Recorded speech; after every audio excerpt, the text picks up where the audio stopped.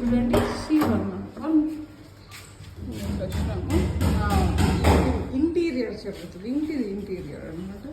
ఇది ఎందుకు నా ఇల్లే, మా ఆయన ఇది కామన్ బాత్రూమ్ చేస్తున్నామండి. మాకు లైక్ కమన్ బాత్రూమ్ ఇచ్చారు, ఏ బాత్రూమ్ అటాచ్డ్ బాత్రూమ్స్, కానీ మాకు పెద్దవాళ్ళు వచ్చింది కస్టమర్ బాల్కనీ చాలా పెద్దగా వచ్చింది. పైన కోటింగ్ చేయాలి.